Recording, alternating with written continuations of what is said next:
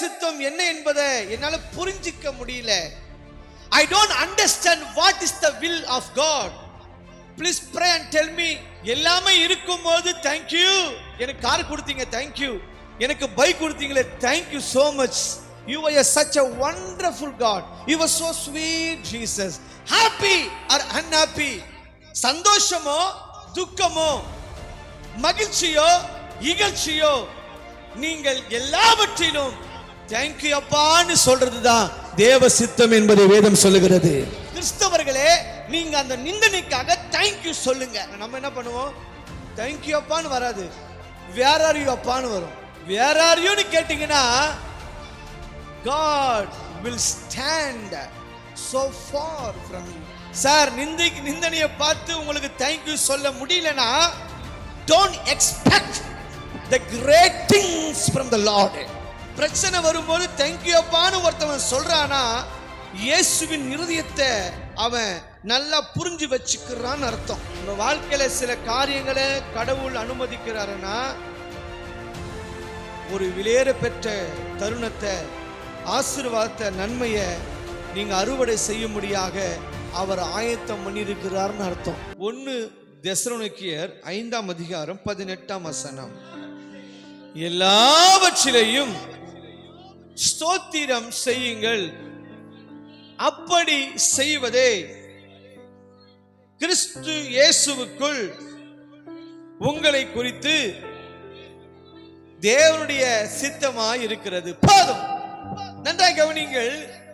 இந்த வார்த்தையை அநேக முறை நாம் கேள்விப்பட்டிருக்கலாம். ஆனா இன்னைக்கு அதை கர்த்தர் கொஞ்சம் அதை விளக்க விரும்புகிறார், பேச விரும்புகிறார். என்ன சொல்றாரு? எல்லாவற்றிலும் ஸ்தோத்திரம் செய்யுங்கள், அப்படி செய்வதே இயேசு கிறிஸ்துவுக்குள் உங்களை குறித்து தேவனுடைய சித்தமாய் இருக்கிறது. சில பேர் இப்படி கேட்பாங்க, பாஸ்டர், என் வாழ்க்கையில தேவ சித்தம் என்னன்னு தெரிஞ்சுக்கணும், ரொம்ப ஆசையா இருக்கு pastor. What is the will of God? Just I want to know. Please pray and tell me. Brother, எனக்கு தேவ சித்தம் என்ன என்பதை என்னால புரிஞ்சிக்க முடியல.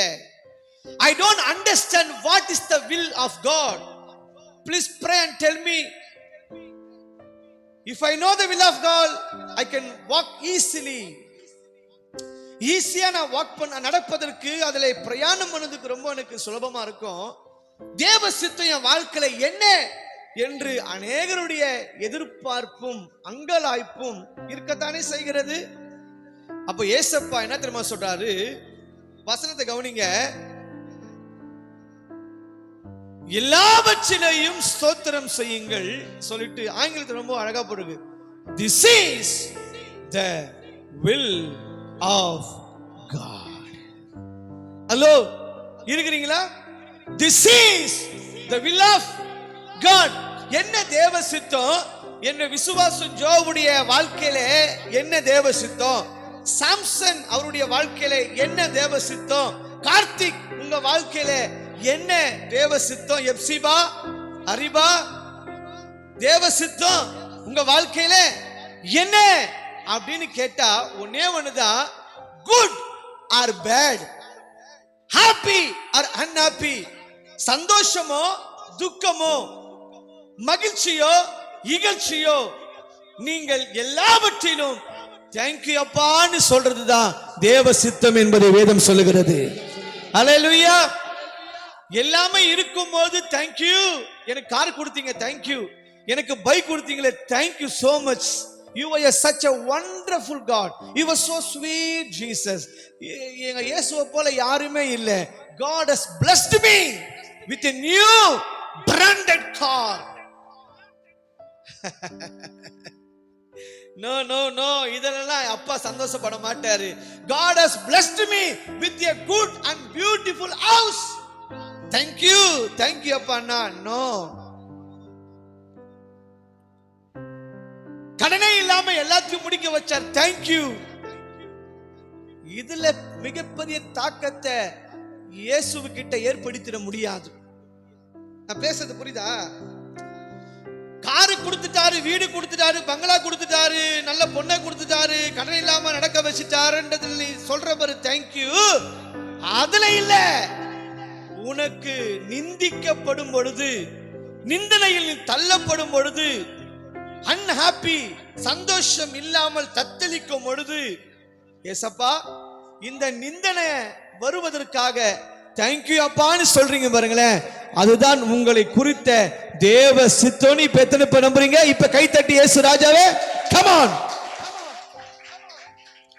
இத புரிஞ்சிக்காம I want to know the will of God, I know the will of காட்னா நான் எங்க போய் தேடி கொண்டு வர்றது will of God? The Bible is so clear.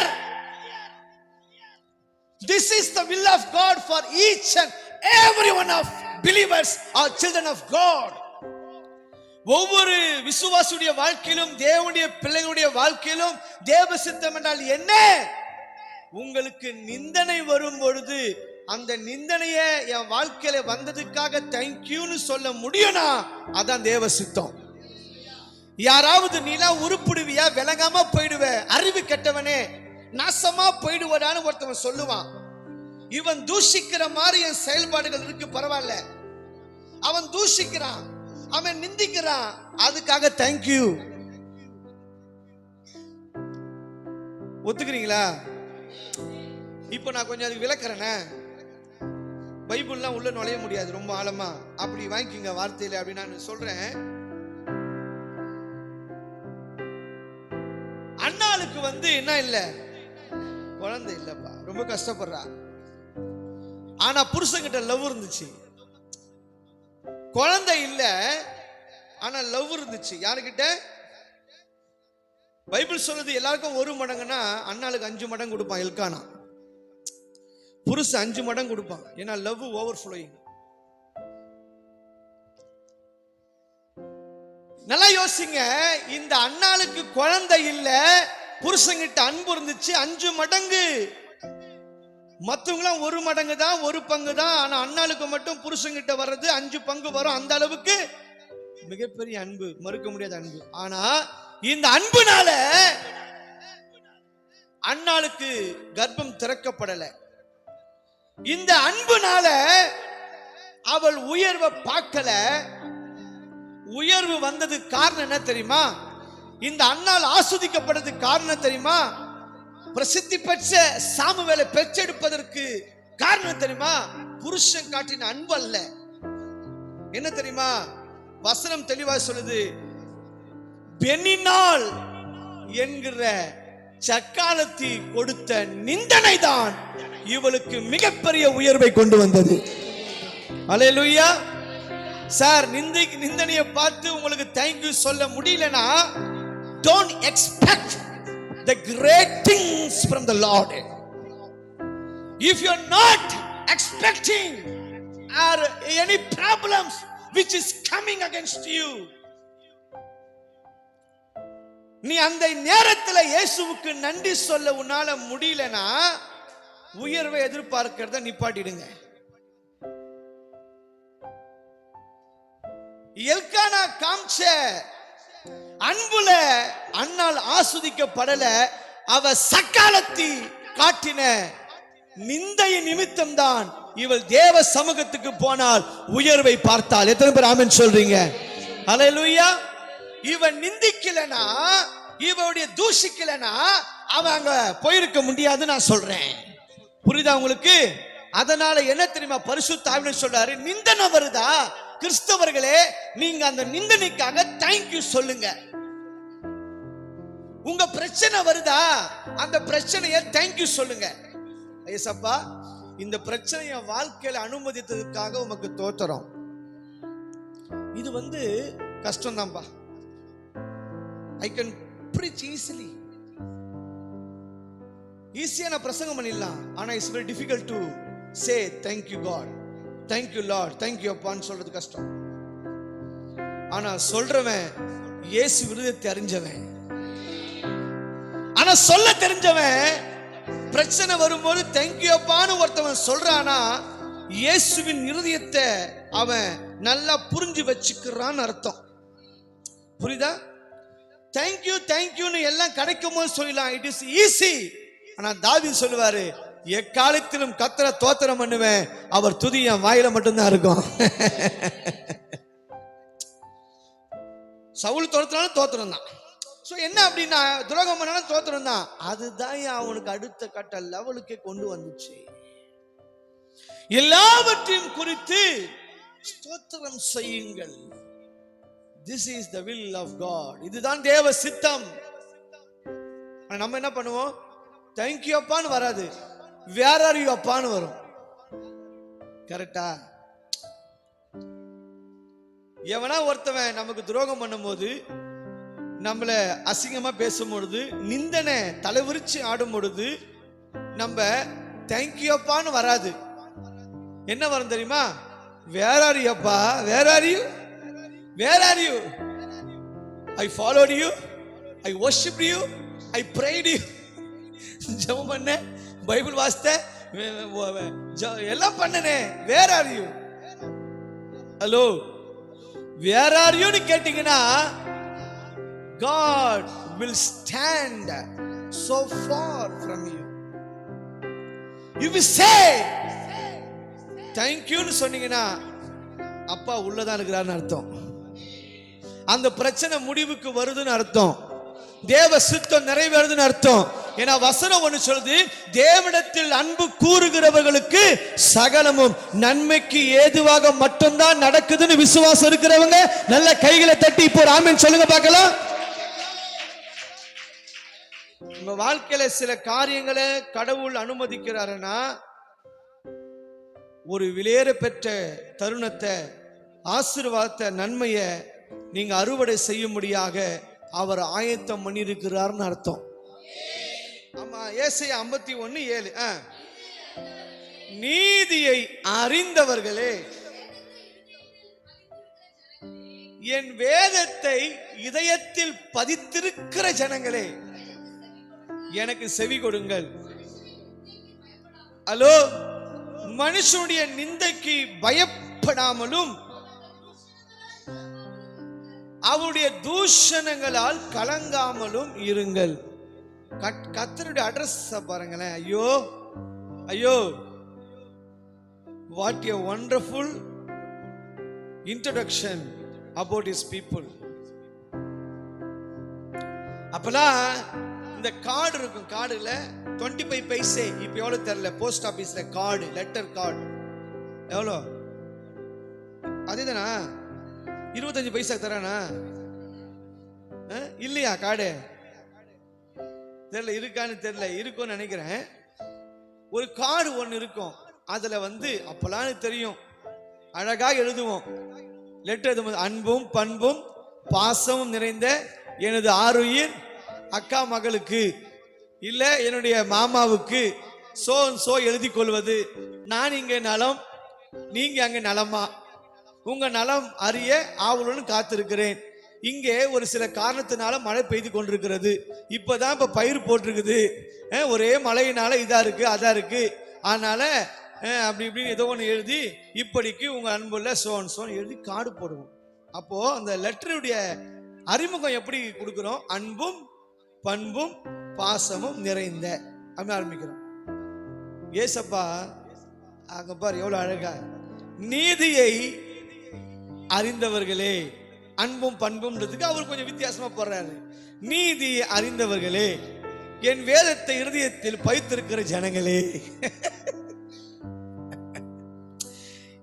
Introduction, எங்க அப்பாவுடைய விதமே வேற, அவர் அற்புதமும் வேற. திடீர்னு தொட்டு சுகமாக்குவார், சில நேரத்துல போடா காட்டுறான்னு வரும், வழியில சுகமாகும், எச்ச துப்புவாரு, களிமண் எடுப்பாரு, கொலை தடுவார், எல்லாம் கொஞ்சம் வித்தியாசமான ஆள். நம்ம ஆள் புரிஞ்சிக்கவே முடியாது. சீசருங்களே பைத்தியம் முடிச்சிருவானு, இவர் எப்படிப்பட்ட ஆளோ எனக்கு தெரியலையடான்ற அளவுக்கு இருக்கும் அவருடைய வித்தியாசம். ஏன்னா அவர் முழுக்க முழுக்க மாம்சத்துல அல்ல, தேவனுடைய உறவோடு கூட இருக்கிறவனை புரிஞ்சிக்கவே முடியாது. புரியுதா? திடீர்னு கீழே இருப்பார், எலியா போறதுன்னு மேல பறந்துருவாரு, திடீர்னு கொஞ்சம் வில்லங்கமான ஆள். ஆவில் நடத்தப்பட்ட அப்படிதான் இருக்க முடியும், புரிஞ்சிக்கவே முடியாது. ஐ மீன், ஆவிக்குரியவனை மட்டும்தான் என்ன பண்ண முடியும்? அண்டர்ஸ்டாண்ட் பண்ண முடியும். இப்ப என்ன அட்ரஸ் பண்றாரு? நீதியை அறிந்தவர்களே, வேதத்தை இருதயத்தில் பதித்திருக்கிற ஜனங்களே, எனக்கு செவி கொடுங்கள். இந்த பிரசங்கம் யாருக்கு அப்படின்னா, ஓப்பனா சொல்லிடுறேன், நீதி அறிந்தவர்களுக்கு தான், அல்லது வேதத்தை இருதயத்துல வச்சிருக்கிறவங்களுக்கு மட்டும்தான் இன்னைக்கு பண்ற பிரசங்கம் பிரயோஜனமா இருக்கும். வேற யாருக்குமே பிரயோஜனமா இருக்காது. ஒருவேளை இருதயத்துல உங்க வசனம் இருக்குன்னா, இயேசு என்கிற தெய்வம் உங்க இருதயத்தில் இருப்பாருன்னா, இந்த பிரசங்கம் உங்களுக்கு அமையட்டும். அவர் என்ன சொல்றாரு? எனக்கு செவி கொடுங்கள், ஹியர் மீ. மனுஷரின் நிந்தனைக்கு பயப்படுங்கள், அவர்கள் தூஷணங்களால் என்ன பண்ணுங்க, கலங்கி போய் ஒப்பாரி வைத்து அழுங்கள் என்று அழகாய் வேதம் சொல்லுகிறது. தப்பா சொல்லிட்டேனா? என்ன சொல்லிட்டேன்? ஐயோ இப்படி போட்டிருக்கா, நானும் பயப்படுங்க, தூஷிக்கும் போது ஒப்பாரி வச்சு அழுங்கன்னு தானே எனக்கு போட்டுக்குது என் பைபிள். என்ன பைபிள் அது? என்ன டிரான்ஸ்லேஷன் போட்டிருக்கு உங்களுக்கு? எல்லாம் ஒரே பைபிளா? நான் தான் என் கண்ணுக்கு தான் தெரியல. ஓ, நான் சங்கீதத்தில் வச்சிருக்கிறேன் அந்த பக்கம். சரி சரி, இப்ப நான் ஒத்து பார்க்கிறேன். ஓஹோ, ஆமா, பயப்படக்கூடாது, கலங்கக்கூடாது. நம்ம எல்லாமே பைபிளுக்கு ஆப்போசிட்டா தானே செய்வோம். அவன் இதை சொல்லிட்டான் பிரதர், அவன் அதை சொல்லிட்டான் பிரதர், எப்படி கலங்கி நிப்போம். நிந்தனை வரும்போது ஐயோ என்ன நடக்குமோ பயம் பற்றி பிடிக்கும். யோபு சொல்வார், பயந்தது எனக்கு நேரிட்டது. தேவ ஜனமே, தேவனுடைய பிள்ளை, நல்லா ஆணித்தரமா இந்த பிரசங்கத்தை பதிய வச்சுங்க, நல்லா பதிய வச்சுங்க. நிந்தனை வரும்பொழுது எங்க அப்பா சொல்றாரு, ஏசப்பா பயப்படாத, நிந்தனைக்காக தேங்க்யூ அப்பான்னு சொல்லு. நிந்தனை வரும்போது தேங்க்யூ வாயில வராது. ஏன்னா மாமிசம் பயங்கரமா உச்சத்துல பேய் ஆட்ட மாதிரி ஆடும். இந்த மாமிசம் ஒரு நிந்தனை வரும்பொழுது அடக்கி அமர பண்ணா ஒரு சுனாமியே நீ கையில பிடிச்சி அடக்கிறது சமம். புரியுதா? இந்த மாமிசம் அப்படி துளிர் விட்டு பூத்து குலுங்கும். எப்போ? நிந்தனை வரும்போது.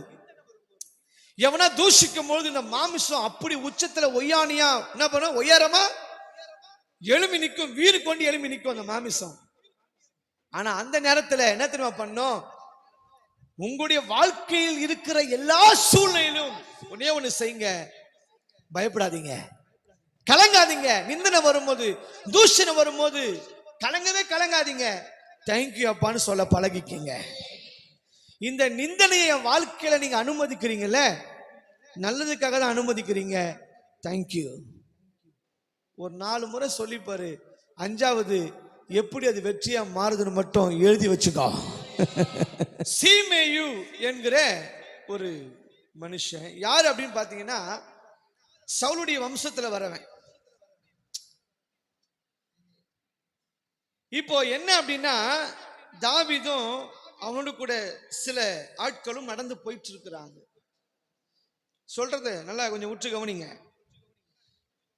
யார் அவர் பேர்? அது சீமேயு. என்ன பண்றாரு? இப்போ தாவீதை பார்த்துட்டார்.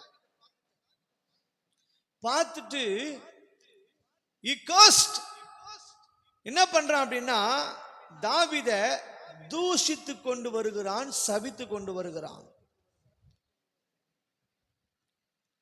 தாவீது ஒரு இடத்துல இப்போ நீங்க போறீங்க, யாரோ ஒருத்தன் வந்து நிக்கிறான், நின்று ஒரு இடத்துல நின்று உங்களை திட்டான்னு வைங்களேன், அதோடு முடிஞ்சிடும். அதுவே நமக்கு வீடு 2 ஆயிடும். Standing in one place scolding you are cussing you, it is very much hard to. ஆனா நம்ம ஆளு ஒரு இடத்துல நின்று திட்டல. தாவீது எங்கெல்லாம் புறப்பட்டு போறாரோ பொண்டாட்டி மாதிரி பின்னாடியே வர்றது, பின்னாடியே வந்து உருப்பிடுவியா, நாசமா போயிடுவ, விளங்காம போயிடுவ, ஒண்ணு இல்லாம போயிடுவ, டே அவனே, டே இவனே, டே டேஸ், டே புஷ்ன்னு என்ன பண்ற, திட்டுக்கிட்டே வர்றா. நாட் இன் ஒன் பிளேஸ், ஒரு இடத்துல திட்டல சார். இவன் நிந்தனையை கவனிங்க, தாவீதுக்கு வர நிந்தனையை ஆண்டவர் அட்ரஸ் பண்ணி காமிக்கிறாரு. இவன் போற இடத்தெல்லாம் வந்து, டே நீ அவனாக்கும், நீ இவனாக்கும், நீ அப்படியாக்கும், இப்படியாக்கும், போடா செத்து போடா அப்படி என்ன பண்ற, தொலைந்து போட சபிச்சுட்டே வரான். போற இடத்தெல்லாம் தலைமணிக்கு போனாலும் தொலைச்சிட்டு வரான். கிராஸ் பண்ணி பேபி நகருக்கு போனாலும் வேலைச்சேரி தானாலும் திட்டுறான், பள்ளிக்காரனைக்கு போனாலும் திட்டிட்டு வரான். அதை தாண்டி எங்க வரான், தாம்பரம் போனாலும் திட்டுறான், சரி பெருங்களத்தூர் போனா திட்டுறான், வந்தவாசிக்கு போனா அங்கேயும் பஸ் பிடிச்சி போயாலும் திட்டுட்டு போறான். எவ்வளவு கொழுப்பு இருக்கும். சரி திட்டுறான், எங்க போனாலும் திட்டுறான், எல்லாம் பாக்குறாங்க வேற ரோட்ல எல்லாரும்.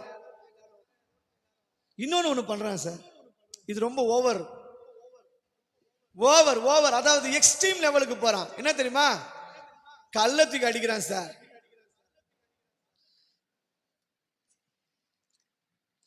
ஏதோ திட்டிட்டு வரான், ஒரு இடத்துல இல்ல போற இடத்தெல்லாம் டிராவல் பண்ணினே வரான். இத கூட சகிக்க முடியாது, ஓரளவு கொஞ்சம் இழுத்து பிடிச்சா கூட கல்ல விட்டு அடிக்கிறான். அடுத்த கட்ட லெவல் நிந்தனை. ஒண்ணு தூஷணம், ரெண்டாவது நிந்தனை. இதுதான் தூக்கி அடிக்கிறான், போடுறான் கல்ல. யாரு, ராஜாயா, ராஜா அடிக்கிறான், கள்ளத்துக்கு அடிக்கிறான். கூட இருக்கிறவன் சொல்றான், பாஸ் இந்த செத்த நாய், அவன் கொடுக்குற அட்ரஸ் பாருங்க, கோவம் கொஞ்சம் ஓவரம் வந்துச்சுங்க அவனுக்கு. செத்த நாய் ரொம்ப குலைச்சிட்டு வருது, கள்ளத்துக்கு வேற அடிக்குது நம்மள, இவனை அப்படியே பிச்சு மேஞ்சிடறான். கண்ணை காமி தூக்கிடுறாங்க. இதெல்லாம் ஒரு கொசு போல, பட்டு நடிச்சா பொட்டுன்னு போயிடும். இது நம்மளை தெடுத்துருவா வந்து குலைச்சுன்னு கள்ளத்துக்கு அடிச்சுனுக்குது. என்ன திமிர் இருக்கு அவனுக்கு, கண்ணை காட்டுன்னு பர்மிஷன் மட்டும் கொடு, தூக்கிடுறான் அவன்ன்றான். ஏன்னா மோசமான ஆட்கள் இவங்கெல்லாம். ராஜா கூட இருக்கிறாங்கலாம் சும்மாலாம் கிடையாது. தாவீதுக்காக இறங்கி வேலை செய்வானுங்க. ஏதோ ஒரு பாளையத்துல போய் என்ன பண்ணானுங்க, தண்ணியை கொண்டு வந்தானுங்க. உயிரை பணைய வச்சு, பெலிஸ்தர் பாளையத்துல உயிரை பணைய வச்சு எடுத்துட்டு வந்த ஆட்களாகும். இவன் ஒரு கொசு மாதிரி கள்ளத்துக்கு அடிக்கிறான் சார், கள்ளத்துக்கு அடிக்கிறான். நிந்தனை, தூஷணம். ஆனா கண்ணை காமிங்க தூக்குறேன்னு ஒரு வார்த்தை வருது, சப்போர்ட்டிவா ஆளுங்க இருக்கிறாங்க. என்ன தெரியுமா சொல்றாரு, 1 சாமுவேல் 16:12, சாரி 2 சாமுவேல் 16:12. ஒருவேளை, ஹலோ என்ன கவனிங்க, நீங்க பைபிள்லாம் திறந்து வாசித்தா நாளைக்கு தான் ஆகும். இது பழைய ஏற்பாட்டில் இருக்கு, நீங்க புதிய ஏற்பாட்டில் மத்தியில தேர்ந்துக்கிறீங்க. சாமுவேலை எப்ப கிடைக்கும் சொல்லுங்க, இன்னைக்கு கிடைக்கும் நினைக்கிறீங்க. ஆனா என்ன மட்டும் பாருங்க, கர்த்தர் என் சிறுமையை பார்த்து, இவன் எவ்வளவு சிறுமப்படுத்துறான், ராஜாவா இருந்தாலும் என்ன எவ்வளவு சிறுமப்படுத்துறான், சிறுமையை பார்த்து இந்த நாளில் அந்த சீமையு நிந்தித்த நிந்தனைக்கு பதிலாக நன்மையை சரி கட்டுவார். கைகளை தட்டி ஏசப்பா மகிமைப்படுத்துங்க பார்க்கலாம். இருதயத்துக்கு ஏற்றவன் அட்ரஸ் பண்றாருன்னா சும்மா கிடையாது, இருதயத்தை புரிஞ்சுக்கணும். நம்மள அந்த ஒரே நசுக்கு நசுக்கி அவன் தலையை தூக்கி அவன் முடிய மரத்தை தொங்க விட்டு யோசித்து பாருங்க. இவன் சொல்றான், நிந்திக்கிறியா, இந்த நிந்தனையை பார்த்து, இவன் தூஷணத்தை பார்த்து, ஏசப்பா என் ராஜா எனக்கு நன்மை செய்வார் என்பது எனக்கு தெரியும். அல்லேலூயா. இந்த நிந்தனை, இந்த தூஷணம், இந்த கல் எறிகிற இந்த காரியம் தாவீதை அழிப்பதற்காக அல்ல, சிங்காசனத்துல பர்மனண்டா உட்கார வச்சு அழகு பார்ப்பதற்காக. இன்னைக்கு எத்தனை பேருக்கு புரியுது? இப்ப நல்ல கைகளை தட்டி இயேசு ராஜாவை கமான் சபையே, ஹல்லேலூயா. நிந்தனையில தேங்க்யூ அப்பான்னு சொல்லுங்க. தூஷணம் வரும்போது இந்த தூஷணத்தை அனுமதிக்கிறீங்களே, தேங்க்யூன்னு சொல்லுங்க. ஏன்னா ஏசப்பா கரத்தில் இருக்கிற உனக்கு விரோதமா யாரும் எழும்ப முடியாது. அவர் அனுமதி இல்லாம ஒண்ணுமே நடக்காது. சில நேரத்துல நான் நினைச்சது ஏன் நடக்கல, வேர் ஆர் யூ அப்படின்னு ஆண்டவரை பார்த்து கேட்கிறோம். நான் நினைச்சதெல்லாம் நடக்க மாட்டேது பிரதர், ஏசப்பா என்னை கைவிட்டாருன்னு அநேகருக்கு கேள்வி. கைவிடலைங்க, கைவிடல, தேவன் அதை அனுமதிக்கலன்னு அர்த்தம். நமக்கு எதெல்லாம் சினத்துல காயமா இருக்குதோ அதெல்லாம் தேவன் பார்வையில் நன்மையாகத்தான் இருக்கிறது. எத்தனை பேர் ஆமென் சொல்றீங்க? சோ ஒன்னே ஒண்ணுதான் நம்ம செய்யணும், தேங்க்யூ அப்பான்னு சொல்லணும். கூட இருக்கிறவனே துரோகம் பண்ணுவான். அவன் துரோகம் செய்தபடியால் நான் உம்மை ஸ்தோத்திரம் பண்றேன். கஷ்டம்தான். திருட்டு பயலே, எவ்வளவு திமிரு அகங்காரம் தானே தூசிப்படா. துரோகம் பண்ற, கூட இருந்து காலை வாடுற, என்ன திமிரு அகங்காரம் தான் உனக்கு. இறா உன்னை வச்சுக்கிறேன், பழிக்கு பழி வாங்குறேன், எனக்கு சந்தர்ப்பம் கிடைக்காம போயிடும், கத்தரும் உச்சி குடுமிய கையில கொடுக்காம விடுவார், அப்ப பிடிச்சி ஆட்டண்டா அப்படின்னு சொல்லாம, பரவாயில்ல என்ன நிந்திப்பதற்காக உன்னை பயன்படுத்திருக்கிறார்ல, அதுக்கு தோத்திரம் பண்றேன் அவருக்கு. It is very difficult, but you should apply for the success.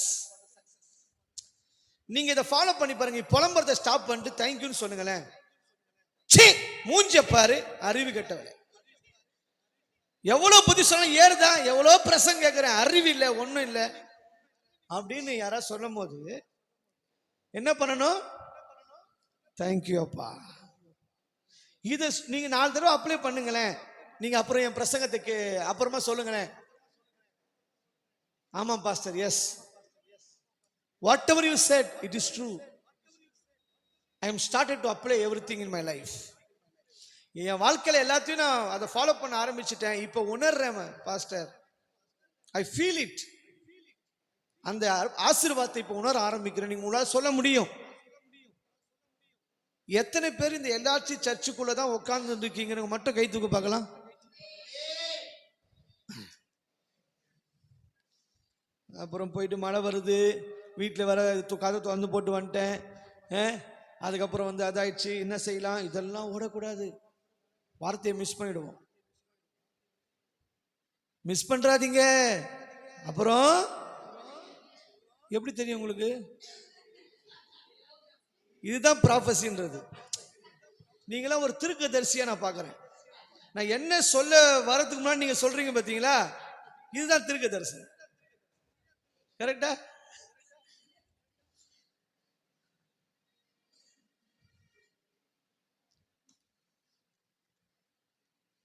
கடைசி வார்த்தை பிலிப்பியர் 4:6 வாசிங்க.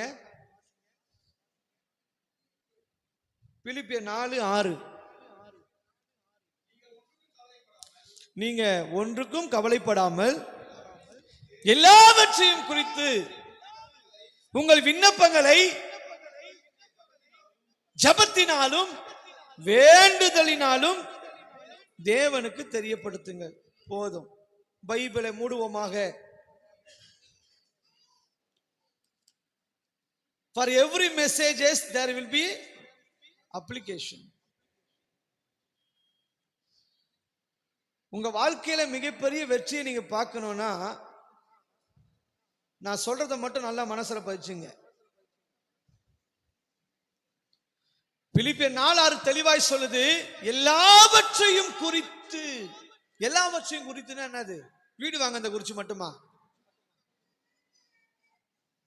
அவன் லவ் பண்ணும் போது நிம்மதியா இருக்குது அப்ப மட்டுமா? இல்ல வந்து அவங்க நேசத்தை வெளிப்படுத்தும் போது மட்டுமா? நான் அன்னைக்கே சொன்னேன் ஒரு பிரசங்கத்துல, அன்னைக்கு வந்து டீ வாங்கி கொடுத்தா கூட நன்றியா இருப்பான், இன்னைக்கு பிரியாணி போட்டா கூட திட்டு போறானா இல்லையா?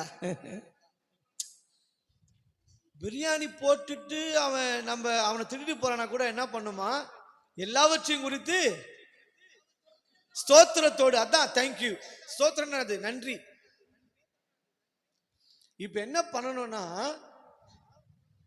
எல்லாவற்றையும் குறித்து ஸ்தோத்திரம் பண்ணி தேங்க்யூ அப்பான்னு சொல்லிட்டு யாருக்கு தெரியப்படுத்தணுமா? தேவனுக்கு தெரியப்படுத்துங்கள். Open statement. கிளியரா கர்த்தர் சொல்லிட்டாரு, யாருக்கிட்ட உங்க பிரச்சனைய சொல்ல வேண்டும் என்பது there is a result.